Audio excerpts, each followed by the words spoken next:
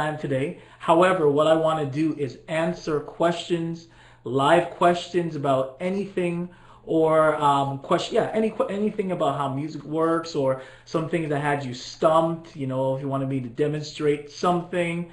Let's see if you guys have any questions. All right. So we're not going to go for an hour. I want to honor the time up until 10 o'clock for you guys. But what I'm going to do is just answer any questions that you may have about music, even about some advanced things that we haven't even touched before. All right, so if you have any questions, just let me know. If you need to see a piano, I will put it on here. Yeah, this system just, yeah, it's something else. It turns out that it just crashed and then the password wasn't working. But anyways, I know we're gonna have it solved. I'm gonna definitely get in contact with the company that actually supplies this platform for me. All right. So while you guys are waiting, let me see if I can just play a song while you guys are thinking of a question. There's the keyboard on there. Let's see here. Change this to.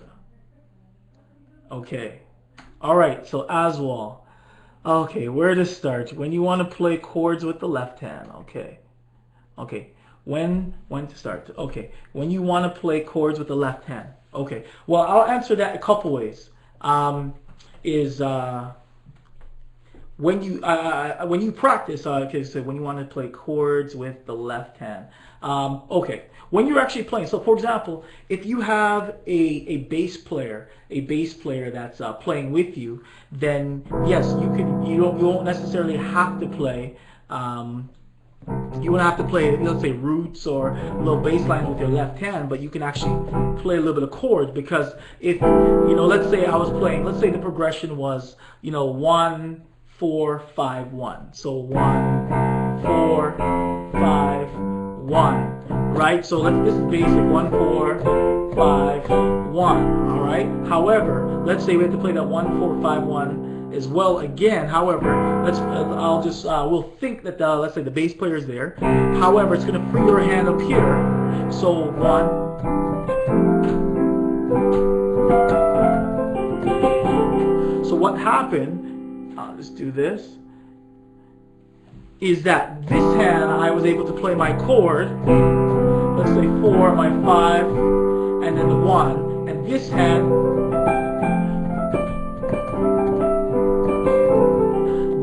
was able to do some little extra things. Now, also, if I'm not going to be doing a little extra things, whether it's jazz or I'm not soloing, I can also, double the chords up, which is in volume 4. Volume 4, where I cover slash chords, primary slash chords and secondary slash chords. So in those, you can actually get bigger chords. So you can use them to form chords that have 1, 2, 3, 4, 5, 6 notes, even.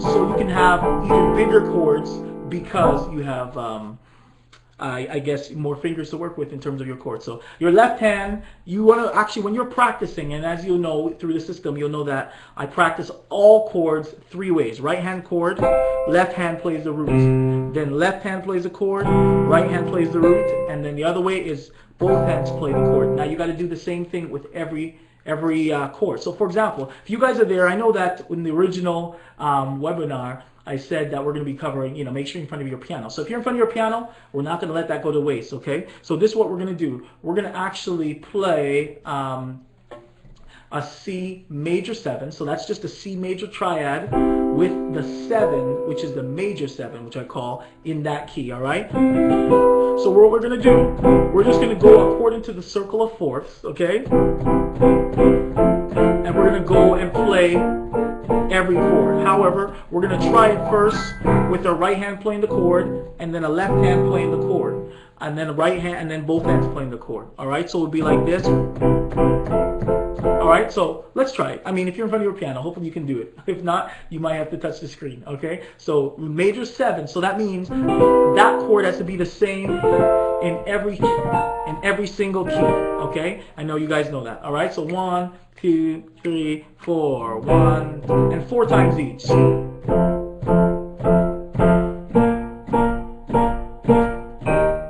trust me, this is still important stuff. Might seem basic, but it's all going to be a part of your playing. All right, we're at B, we're at E next, we're at A, we're at D, and we're at G. Now we're going to switch hands. So my left hand is now going to play, and my right hand's playing the root, my left hand's playing the chord. All right, this is how you should be practicing it. F sharp, sorry, and B. You should know the order by now. In volume 2, you should know the order. All right, that's E. We're going to A. We're going to D, and we're going to G. And both hands. And I also do this as well with inversions. All right, and I'll just do a quick example with inversions, how you guys want to practice your inversions as well. We're at E, and we're at A, and then D, obviously, and last but not least, G. Okay, now I said something about inversions. When you practice inversions, obviously the most common, or I guess, I'll do a basic triad. So you can have your regular chord root position first inversion, and then a second inversion. Now, usually when we're practicing inversions, we'll actually do this, you know, and go back down, right? However, what you do is, to get more out of that exercise, what you do, you start with a different inversion. So you don't start with root position, because root position, it's kind of easy to jump to the next one and jump to the next one. So what you do is you just go, let's say, first inversion of the regular triad. You know, you should do this with all the chords. However, let's say if it was just a triad, as a major triad, you'll play first inversion, and you play first inversion in every single key. Okay? So I'm doing first inversion, first inversion, first inversion. That makes you have to work a lot harder. Okay? All right, first inversion. Then you take a second inversion. So let's say I did second inversion as minor triads. Okay? So I'm going to start. There's my minor triad for my C, and I'm doing both hands right now. All right? So let's see if you can join with me. All you got to do is play your second inversion. All right? 1, 2, 3, 4. 1, 2, 3, 4. 1, 2. And these are all second inversions of the minor triad. All right? So that's how you want to know it. And that would give you a good test to see if you really do know the inversions, or you always have to have a reference. Okay? So you don't understand what I mean by reference. So meaning you're always going to have another part where your chord has to start from. Okay, so you should be able to do that. So that's a quick little warm-up. Those are some of the things you want to do. I'm going to have another webinar where I'm going to cover a lot of the practice routines and so forth. So, all right, so let's see if there's another question. All right, great. All right, and once again, I'll have you can have a replay of this as well, so you can kind of go through that, make sure you have that as well. All right, so are there any other questions? Are there any other questions? I know that we did a couple webinars. The first one we did the potential of major scales. Then we covered how to play bass lines with ease. And last session, we actually covered accessories versus playing by ear. All right. So let's see if there's any other questions out there. Even if it's a playing any key question or whatsoever, but we'll be able to have that the next time, definitely.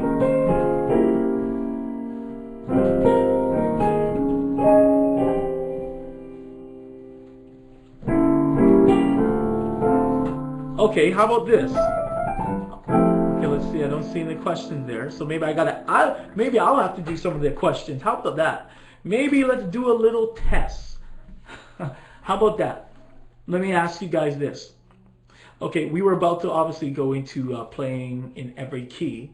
So what is the method? Okay, before I do that, let me see. There's a question from Charles. Charles says, give example of using accessories in beginner to advanced concepts. Okay, so accessories, as you know, we covered that the last time in terms of, oh, well, we didn't cover all of it. We just covered that accessories are things can put on. I can put on a jacket or so forth. However, if my shirt has holes under it, or I don't feel good about myself, it doesn't really do anything. It just covers something that I'm not. All right, so accessories are great though. They are great. However, especially when you feel good about yourself, or in music when you understand how to play. So Charles, you gave that example. Just name a song.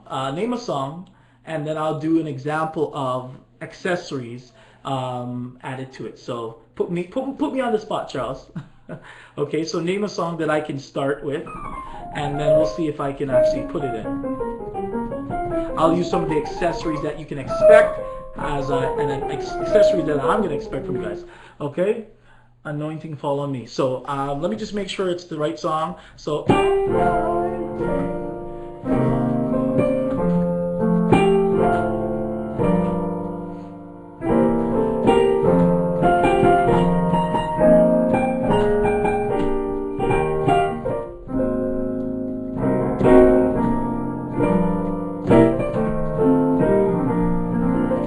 Is that the song, Charles? I just want to make sure that's the song. Okay, so just give me the thumbs up. Well, I can't see you, but just let me know if that's the song. Okay, great, that's the song. Okay, so I'll start. Okay, since you're there, Charles, by the piano, name a key. Name a key, and I'll take it from the key. And it could be C because I'm going to be explaining. I'm going to explain stuff that we're going to be doing with the accessories there. All right. So just name a key. Anybody pick a key for me? All right, Charles says C. Well, is that because your name is Charles or because my name is Chambers? I don't know. Okay, so we'll do it in the key of C, all right? So very basic.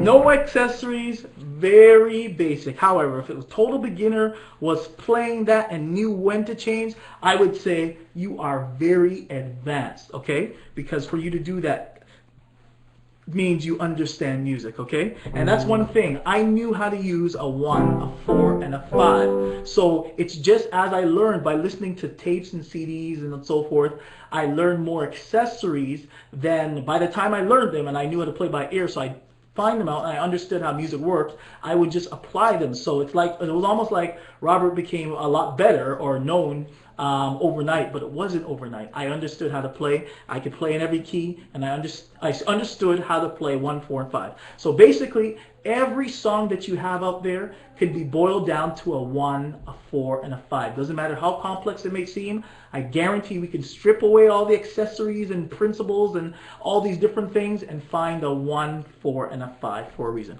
Okay, so now let me just play a little bit better. Let's say I'm going to now add some more stuff to it. So let's say...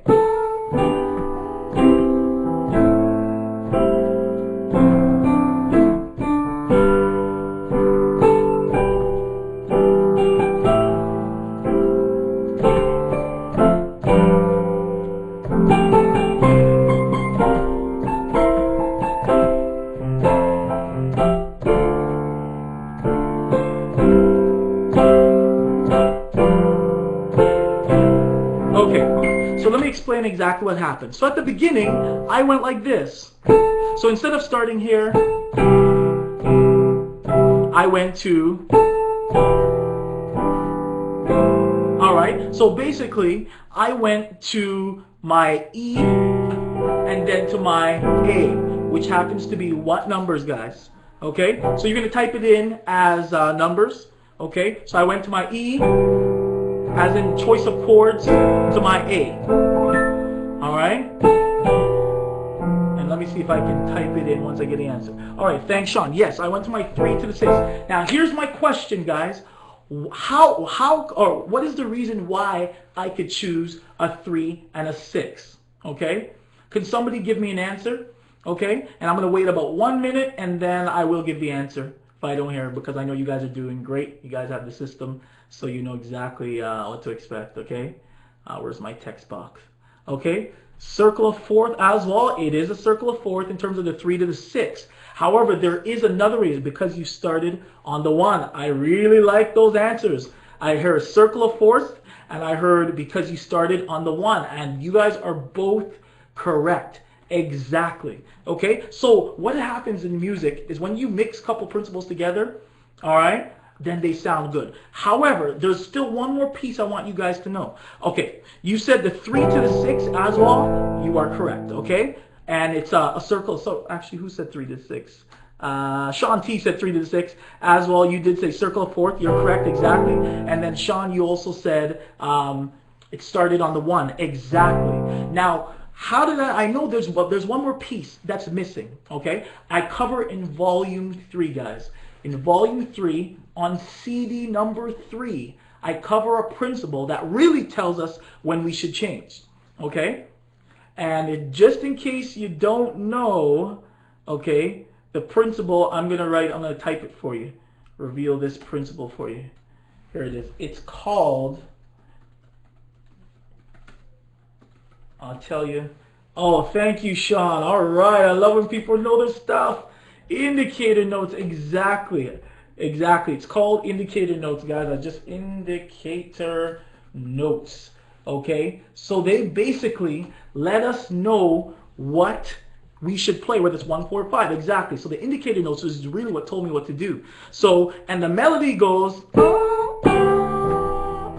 So the melody is, it lands on the G. And then when I switch to the 6, I land on my E. So therefore, because I went to my 5, right, I know that the original chord there should be a 1. Right? And then the second chord has a 3. It should be a 1 as well. However, that leads us now when we know. So that's why I played it like this at the beginning. I stayed there. However, now with a little bit more accessories, or as a principle, the circle of fourth principle, as also there's a principle in volume 4 that tells us how to use minor chords when we first use it. It starts with an S. Okay, I'm going to type them up there. If you know them, you could type them in. If not, I'm still going to type them in because you guys are great.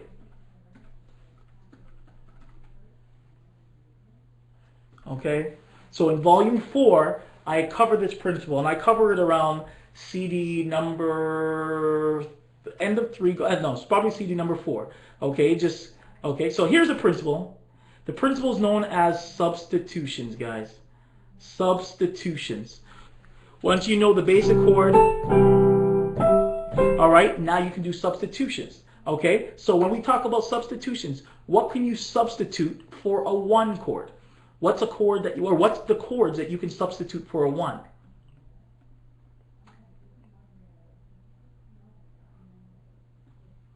Okay, so what can we substitute for a 1?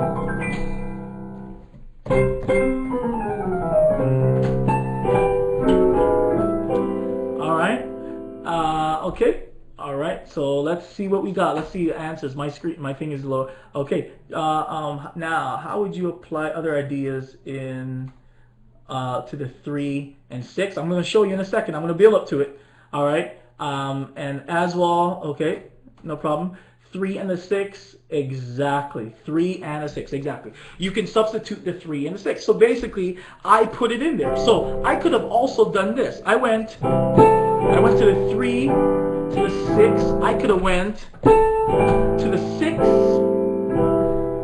It's backwards, but it works. I could have went to the 6 to the 3 instead because it's substitution. So substitutions, you can actually switch the order, okay? Also, what you can do is you can have the original chord that is still in there. So you can have, you have the 1 and then the 3 to the 6, so it completes it. Or you can have the 1 to the 6, right? And then if you have different chords,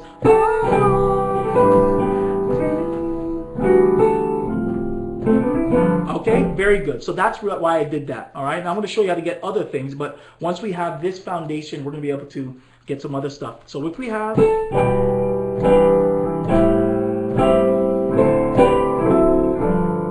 right, which you know is the 2/5. I know you guys hear that. So let me add some more advanced accessories in there, and I'll still just maybe stay within that 3/6 and so forth. So.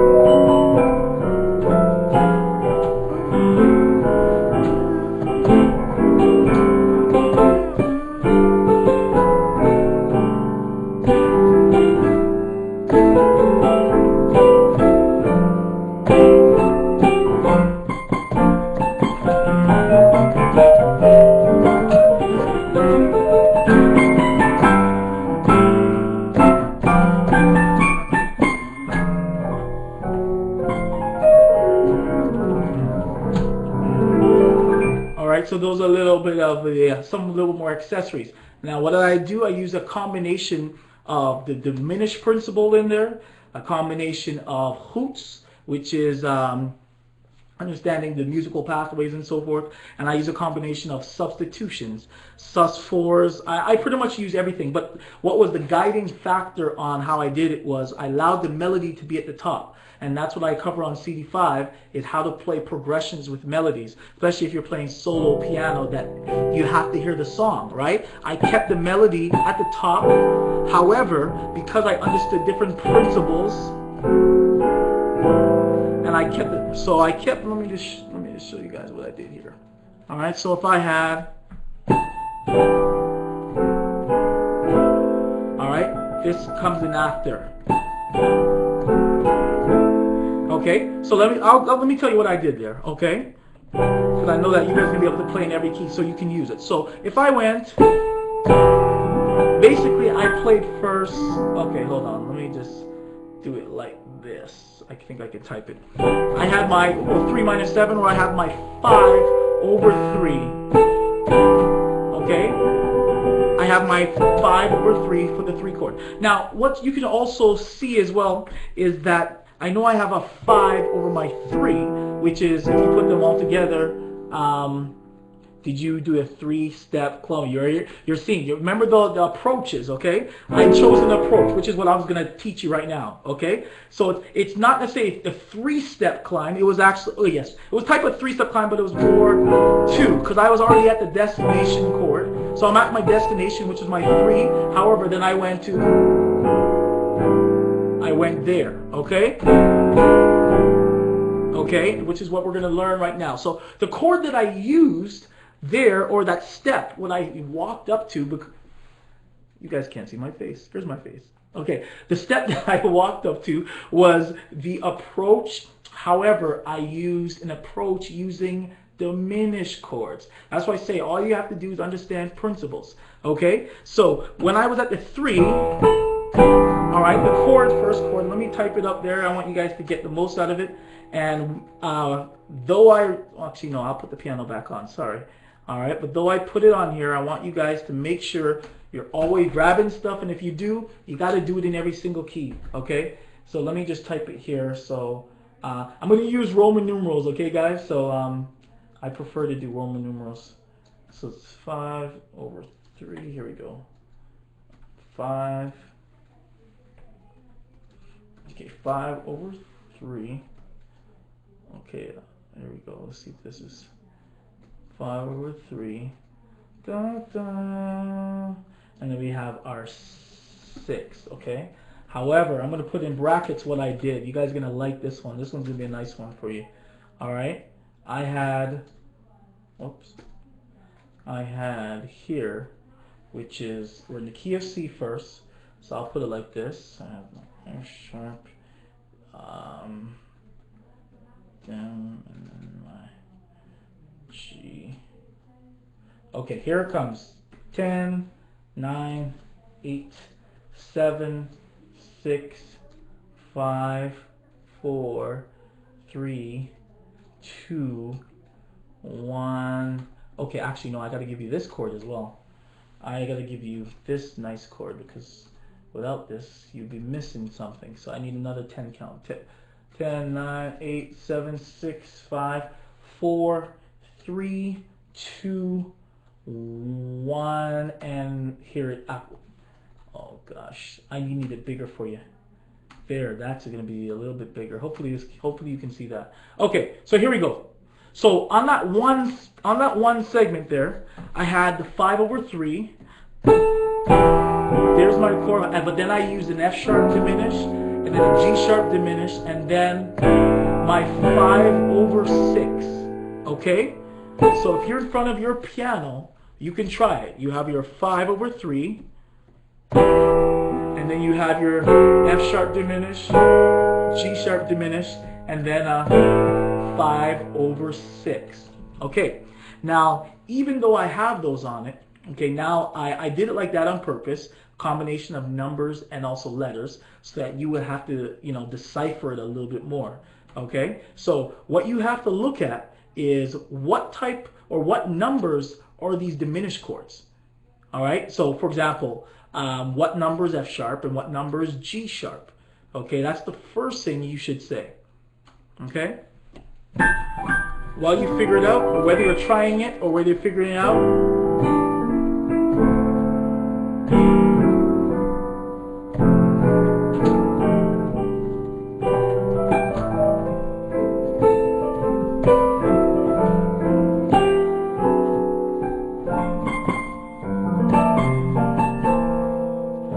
so who's going to tell me, or maybe you guys are busy trying it, I don't know. All right, 5/3, and you have your F sharp diminished, G sharp diminished. However, I'm playing the F sharp diminished, which is with an extra. Now, I know they call it an F sharp diminished 7. However, I think I did another video on that where an F sharp diminished 7 is actually an incorrect naming of that chord, because I don't believe in certain things that they teach in the regular training regarding double flats and all that kind of stuff.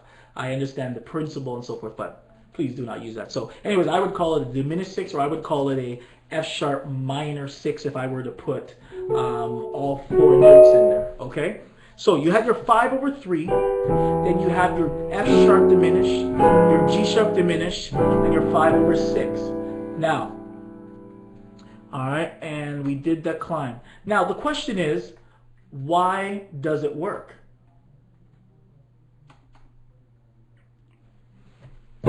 Does anybody know why it works? I know it sounds nice, because if you don't know why it works, then yeah, you'll only play it here and you only play it in that one spot when it can be used all over the place.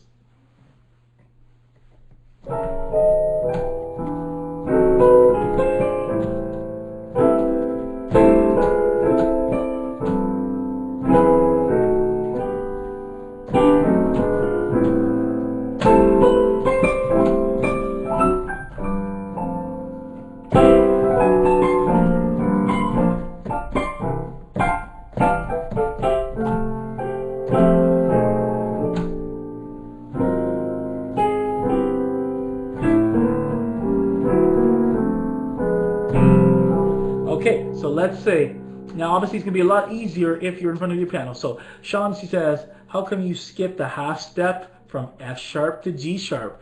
All right, as opposed to going up a half step. And that's my question to you guys.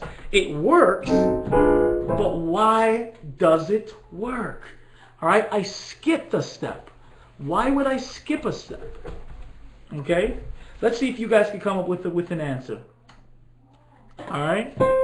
It's gonna be a lot easier. You can't really just look at it and really give the answer yet. You have to be in front of the piano to be able to try it. So once you try it, then you might be able to see it.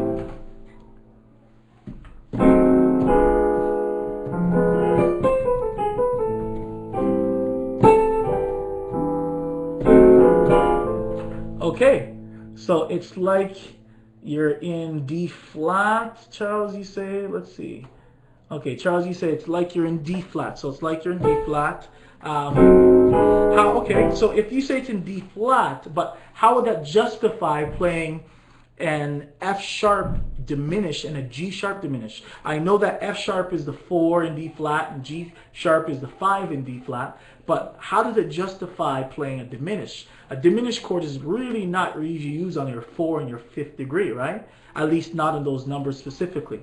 So let me see another answer. So Aswell says it's the 6, 7, 8. Okay, no problem, no problem. Hey, no, you don't have to have the perfect answer, Charles. Don't worry about it. It's okay to make a mistake. That's what I'm here for, okay? So it's okay. You don't have to apologize. Okay, as well, you say it's the 6, 7, 8 of the chord. So is it the 6, the 7, and 8 of the chord? And very good observation. If A was the number 1, yes, it would be a 6, and it would be a 7, and it would be the 8 or the 1 of that chord of the key of A. That is one way that you can look at it. That's not necessarily the answer that I have. The answer that I have is a lot easier than what you're saying. However, when I was just learning how to, when I was listening, I'm like, why did the guy do that? Why did he skip? Why did he do all that stuff? When I was just learning, I didn't have someone to tell me the answer, and I was trying to figure this thing out, and I would even look at it like that. I'll say, okay, well, I don't know if it's why it works, but I'll just use it as a 6 and 7 of anywhere I want to use it. However, there's another reason why it works, but that's a very good observation. Okay, the A chord, yes.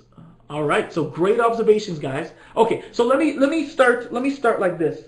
Let me start by doing this. But as well, I really like how you said the 6. All right, so therefore, if you looked at it like that, you would have to go, this is what you guys do. You go in the key of C, and then you go to your 6, and then you would go to there. So Charles, he said, it's like you're going to the 4. So it's like you're going to the 4. I see what you're saying, Charles. So I believe it's saying it's like you're going to the 4 in what key, Charles? Because remember, I teach people how to play in every key because music switches keys. So if you can play in all 12 keys, when you play more advanced, you won't be lost by seeing things in different keys. So I really like how you guys are looking at it. Charles, I really like how you're looking at it as well. It does look like 2 to the 3 to the 4 of the key of E. Right? Exactly, Sean. You and Charles are on there, and you also, as well, you're there as well. You guys are all right. Those are ways that you can actually look at it. The 2, 3, and the 4 of the key of E. However, obviously, I was in the key of C. How come I use it on E? How did I use it looks like the 2, 3, and 4 in the key of E. However, I was in the key of C. So how does that work now? Okay? You guys are good. I'm just making out the fish for this answer. Okay? All right, 2, 3, 4 in the key of E. So why does that work? Man, you guys are sitting right on it. You are so close. Okay? If you scroll through all the conversation that you guys been typing, you'll find your answers. You always, let me give you some more clues. You always have to look at what are you playing and why does it work, okay? You always have to look at what am I playing? What am I playing, okay? All right, you guys are right there, okay? I'm about to give the answer, but I'm going to wait another minute. I'm going to wait another minute because you guys are doing so good.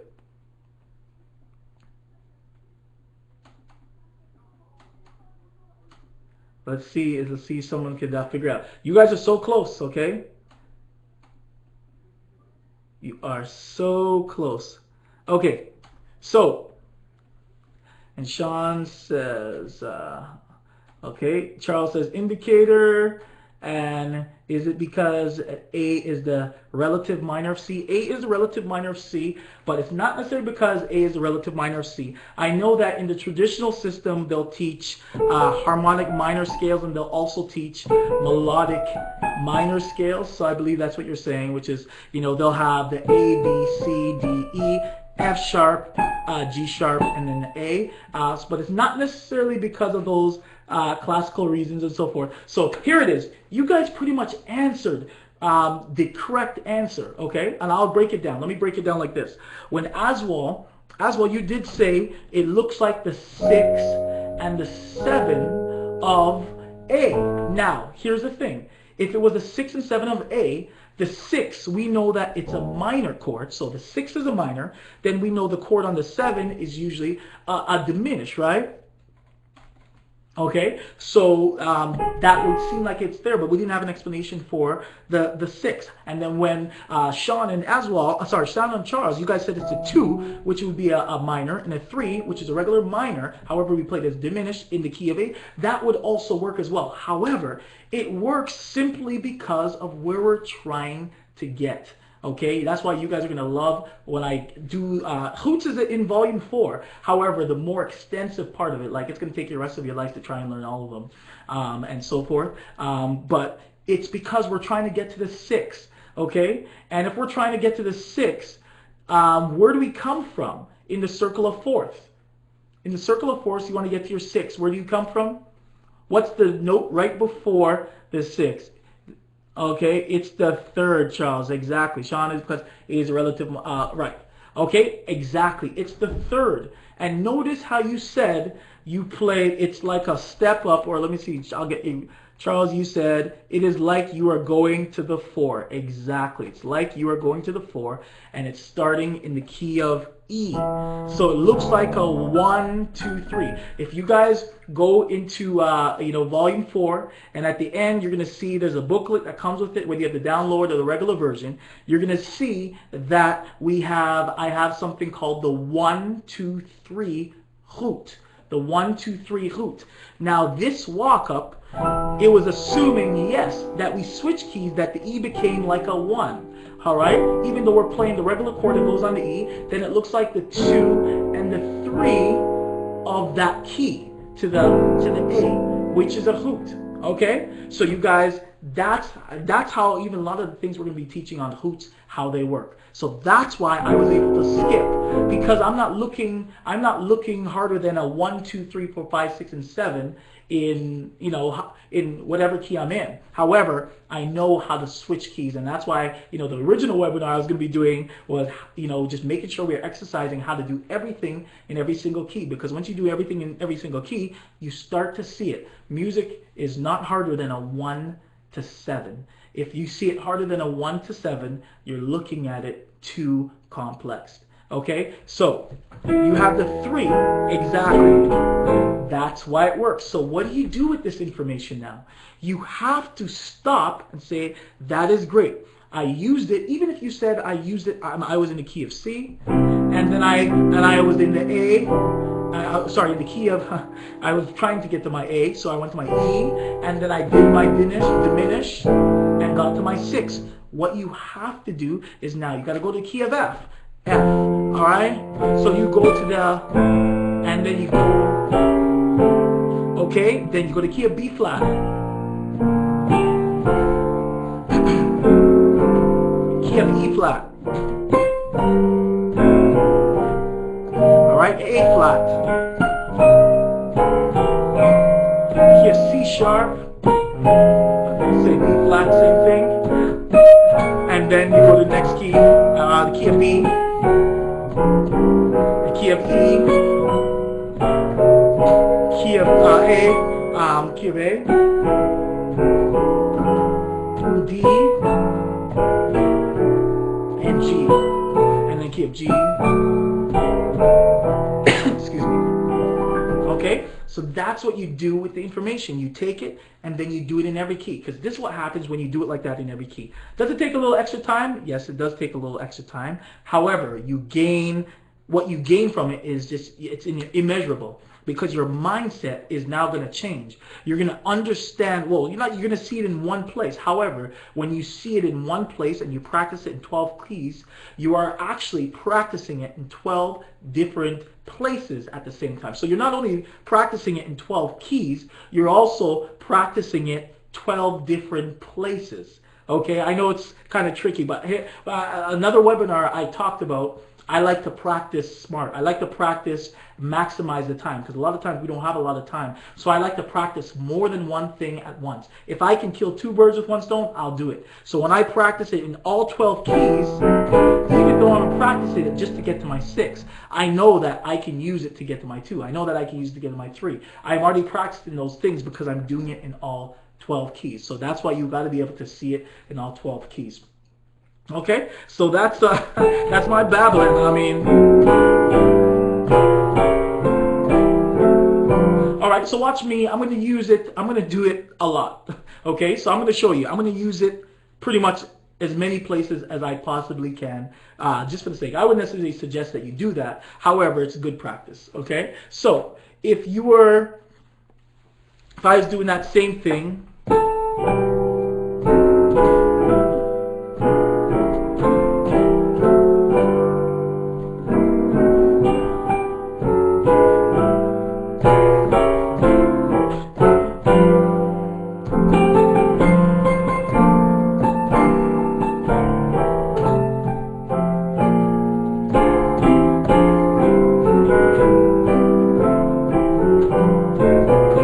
Now I'm going overboard. But I hope you guys get the idea. We're playing smart, and that's what you guys are gonna. I guarantee you're gonna get from the NEQ music system. How to, here's my head. How to play smart, which is how to play with not as much work, with not as much effort, because you're using your mind to do most of the work.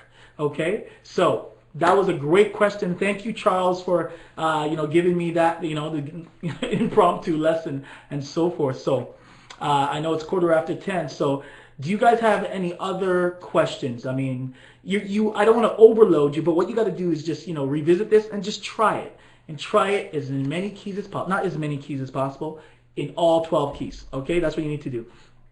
Okay, so let's say, how would you apply using other chords to use? Sorry, how would you apply using other chords to use the accessories idea with your concepts? Okay, like I said in the last, I said in the last webinar regarding accessories and playing by ear. When you have those other courses, right now, you don't have to throw them out, all right? Keep them, because I know they mean well, and some of them have some really good stuff. The only problem was they didn't teach people how to understand the music, all right? So when you understand it, you can use it. So if you learn how, those accessories, I'm not sure which courses you're taught, but I know there's a lot of them out there. If they're not teaching you how to use it, then yes, you're gonna have to figure it out on your own. That's why when I put that first answer that's on the screen, when I put 5/3 and I put F sharp and then G sharp diminished, I didn't outright just say this is the answer. I made you have to look at it and analyze it and say, why does it work? Now, obviously, my job here, because you guys are NEQ Music members and purchasers and so forth, I'm going to teach you how to find it. But I'm going to make sure you actually get the most out of it, which is understanding, that you understand it yourself. Now, if you guys didn't answer, obviously I'd break it down further, but I know that you guys have the potential to answer. So to answer your question, Charles, you just have to now sit with the accessory that they teach and look at it and try go according to the principles of the NEQ music system, because I guarantee you it will be able to explain it. However, if you do know one and you do have something, even if you guys know something in advance of some YouTube clip, or you want to explain a song, just send me an email or send me a link or something. Say it's at the 5-minute mark, and I can even pull it up onto this webinar and I can break it down, because I'm going to have sessions where it's called, look out for the webinars that are entitled Applications, where I'm going to take songs and break them down so you can see every principle that I teach you. Will be able to explain that whatever or whoever is playing whatever, you will be able to explain it according to every system. Every principle in any community system. Okay, so let's say what's the best speed to learn? What's the best way to learn hand speed and runs? Okay, and runs, the best speed is slow. Great question. The best speed is slow. So if you're going to learn runs, right, you have to do it slow. Like for example, like I was going to do this classical song. Let's say this, right?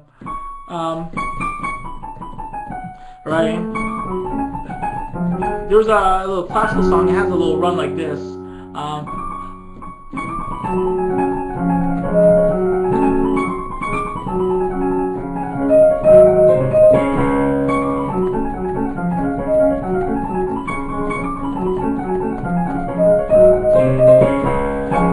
First thing you do, first you got to play by ear. But what you do is you start. Speed is not the most important thing there. You take it slow.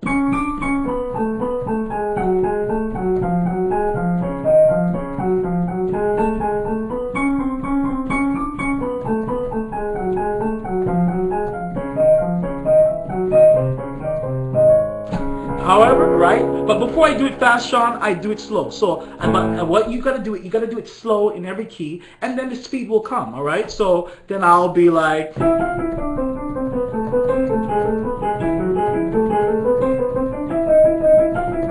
I go to the next key.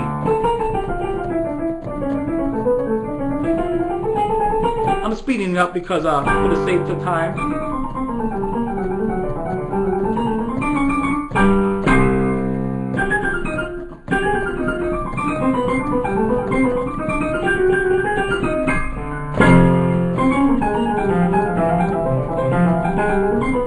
You see what I'm saying? That's just how I practice, all right? But I started off slow, especially when I'm just learning something. If it's really complex, I take it a little bit slower and then I speed it up. Now, if it's really causing me a lot of problems, I don't play the whole song. I take that one part and then I do it in all 12 keys. Once I do it in all 12 keys, by the time I get back to the original key, it's going to be so fluid, all right? So that's another reason why I always tell people, you got to play it in every key, because when you do, it gets your fingers, actually, it forces you to have to find the fingering, because let's say if yours a classical song, like this was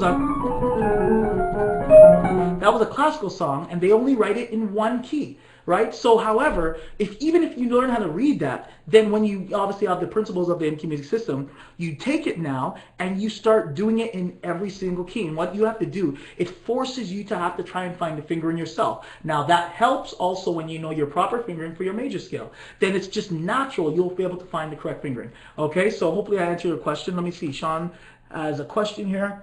Okay, Rob, a classical song like that is fast. How would you listen to the notes by ear to hear, to determine what is being played if the song is already so fast? Okay, guys, those are excellent questions. And I see I'm going to have to do a lot more of the applications, because I'm going to show you how you use all the principles of any music system. In Volume 2, at the end of Volume 2, CD 3, track number 37. Track number 37, I introduce a principle, and I'll tell you guys the principle. It's called the NEQ Music Systems, the AKMS 6 Principles of Playing by Ear. Okay, I'll say it again. That was Volume 2, CD 3. That was track 37. It has the NEQ Music, the AKMS 6 Principles of Playing by Ear. However, I did make a slight little change and adjustment, or a little bit of mistake when I recorded it, so I didn't realize that. So in Volume 3, you're going to see the correction, because in Volume 2, I say principle number 5 is that you repeat steps 3, 4, and 5, and 3, 4, and 5 until you get all. That's not correct. It's actually, you got to repeat steps 2, 3, and 4 until you get all. Okay? So I'm going to put it out there because I know you guys have the system. So you can actually go to Volume 3 on CD number 1, and in between, so it's probably around track 4 and 5, especially 5, I'm going to go over this AKMS, which is the 6 principles of playing by ear. To get them to figure out those classical things so fast, I use the exact same principles that I'm teaching you. That's exactly how I played. Principle number 1 was simply this. You got to listen to the song. Make sure it's all the way in your head. When it's in your head, then you can actually attack it better. I don't jump to the song right away, or I'm gonna be doing too many mistakes. I need to get it in my head to see how it sounds. So I listen to it a couple times through, so I can say, oh, okay, that's what he's doing. Okay, he's just choosing that. Okay, now I can attack it. And then I go to the next thing. I listen to the principle number 2 is listen to 1, 2, or as many notes as you can memorize. Okay, people don't have to get the whole thing. See, my thing when I was learning is that I disciplined myself to hear I was encouraged. I was like, man, if I can find 1 note, I can find 2 notes. If I can find 2 notes, I can find 10 notes. If I can 10 notes, I can find 1,000,000 notes. And it didn't matter to me how long it was going to take, because I knew that I already taught myself how to play in every key. So by the time I learn it in that one key, automatically it's like I'm practicing it in 12 keys. So I never looked at how long it took me to learn a song. And the more you do, then the easier it becomes. So to figure out the songs, I know it's a lot that I'm saying. To figure out the songs when it's fast, you got to have the 6 principles of playing by ear. If you need to do all the exercises, you need to go back to Volume 3, CD 1, from track 5 all the way to the end of the CD. You're using those 6 principles. I use them on simple songs. However, those same simple principles on those simple songs is exactly what you need to do for very complex songs like that. And then obviously you need to understand indicated notes, you need to understand substitutions, you need to understand diminished chords. So you need to understand why certain things work. So you're not only just having to use your ear to find the notes, you're also using your mind to say, oh, okay, it works because he has to do that. It's a substitution. Oh, it's a diminished principle. Oh, it's this. So those things all work together. So that's why I say mastering by ear is more than one thing. You have to have a complete rounded picture. Your ear, your mind, and your understanding. Okay, so that's how it works. Great question, guys. All right, so let's see if there's another question. If not, that is going to be it. And I appreciate you guys staying on longer for this webinar. And I will, the next time, I will be covering most likely even the 6 principles of playing by ear and the numbers and the importance of that. That's why I always say to people, the most important volume in the whole any key music system is volume 2. All right, because even in that entry level, that should help you to pick up songs and pick up a lot of these advanced and fast things. However, volume 3 is now when we use the 6 principles of playing by ear in action. So I'm going to be making sure that you guys have went through or gone through all of those exercises as well, because we're going to be doing them live, so I'll be able to ask you some questions, okay? So this has been great. Thank you guys for pulling that out of me. All right, pull in some more. There's going to be so much you're going to be able to learn. So once again, you guys have the password. You're going to be able to get the replay. And so you can actually just rewind and see, all the nuggets that we have in here. But we should be good the next time, all right? So, all right, great. You're welcome. It's been a pleasure. It's been a pleasure, guys. So it's been a pleasure once again by sharing with yourselves on the AKMS live webinars for all of you wonderful AKMS users, and I'm guaranteed I'll be able to help you reach your musical goals once I teach you how to understand the language by understanding all the principles of the any key music system. So guys, it was a pleasure. I will see you in 2 weeks, and the time will be correct. I will be at 9 o'clock, and we will maximize that hour. All right, so the next time, all right, so keep well, and please go through the CDs, do all the exercises so you know all the answers before I even ask them, all right? Have a great day, guys. God bless. I will see you soon.